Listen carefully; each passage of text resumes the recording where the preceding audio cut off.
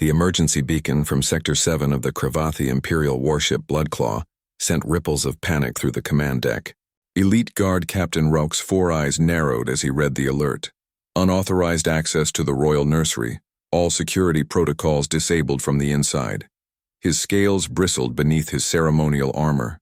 The nursery housed the Emperor's 3 cubs, each one a direct heir to the throne of the most fearsome predator species in the known galaxy. The Cravathi had conquered 73 worlds through sheer ferocity alone. Their young were born with claws that could shred durasteel and instincts honed by millions of years of apex predation. Rauch assembled his strike team with military precision. 8 of the deadliest warriors in the Imperial Guard, each one a veteran of countless campaigns. They moved through the corridors with weapons drawn, expecting an assassination attempt, perhaps even a rival faction's desperate gambit. The nursery doors hung open, a violation that would normally result in immediate execution for the guards. But the guards were unconscious, slumped against the walls with no visible injuries. Rauch's tactical visor showed they were merely sleeping. Their vital signs stable but anomalous. He raised his plasma rifle and entered. The sight that greeted him defied every tactical scenario he'd prepared for. In the center of the nursery, surrounded by scattered books and illuminated datapads, lay the human diplomat. Mira, her name was. She had arrived 3 cycles ago as part of the Human Federation's first contact delegation. Small, fragile, with soft skin that looked like it couldn't withstand even the gentlest of Cravathi touches. She was asleep, and curled around her, purring with a sound that Rauch had never heard from Cravathi cubs before, were the 3 imperial heirs. Prince Thax, the eldest, had his massive head resting on Mira's shoulder, one clawed paw draped protectively across her torso. Princess Vex was nestled against her side, her tail wrapped around Mira's leg.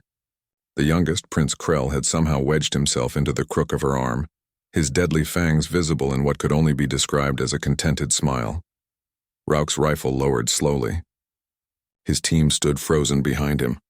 Captain, his second-in-command, whispered, "What are your orders?" What were his orders? Protocol dictated immediate neutralization of any threat to the royal cubs. But this was no threat. The cubs' body language spoke of complete trust, of safety, of something the Cravathi had no word for in their language. One of the data pads near Mira's hand was still active. Rauch picked it up carefully, his massive claws surprisingly delicate. On the screen was a human story, something called Where the Wild Things Are. The text was in Standard Galactic, translated for the cubs' education. He looked around the nursery. Books everywhere.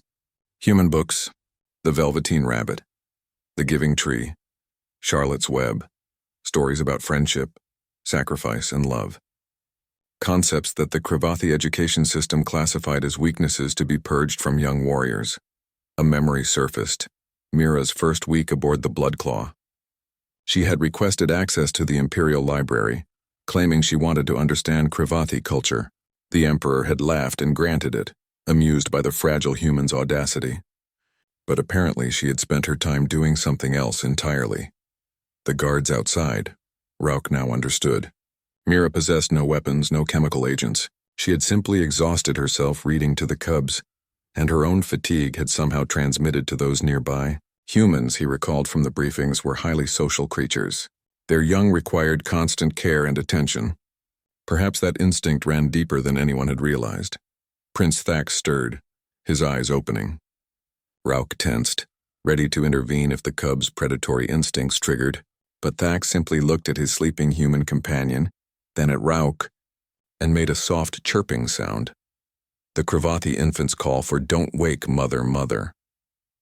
The word hit Rauch like a plasma bolt to his chest. Emperor Vrekoth appeared in the doorway, his massive frame filling the entrance. The assembled guards immediately dropped to one knee. But the Emperor's attention was fixed on the scene before him, his cubs, his precious heirs, sleeping peacefully with an alien who could not survive 5 seconds in actual combat with them. "How long has this been occurring?" the Emperor asked, his voice surprisingly quiet.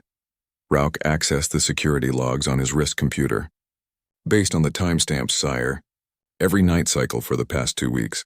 The human has been disabling the security feeds and entering when the cubs' usual attendants complete their duties. And the cubs? Their stress hormones have decreased by 73%. Aggression markers are down. Cognitive development scores have increased. They're thriving, sire? The Emperor stepped closer, his ancient eyes studying the sleeping human. Mira's face was peaceful, one hand resting on Prince Krell's back, fingers gently buried in his fur. She looked defenseless, vulnerable, everything the Cravathi despised, and yet the humans claimed they came in peace. The Emperor said softly. We laughed. We thought it was fear disguised as diplomacy. But look at this, Rauk.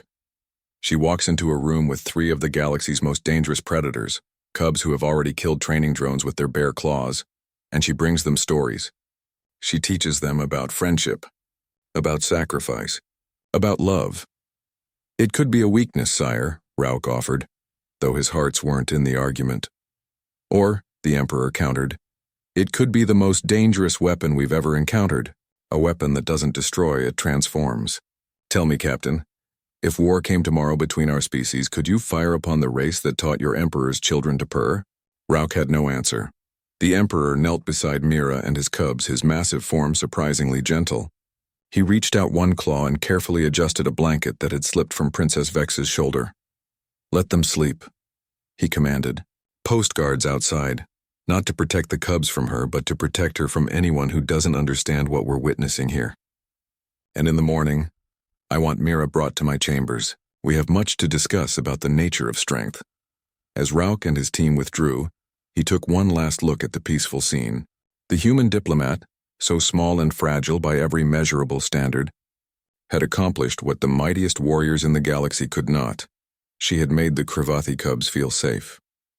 Perhaps, Rauk thought, humanity's greatest threat wasn't their weapons or their technology.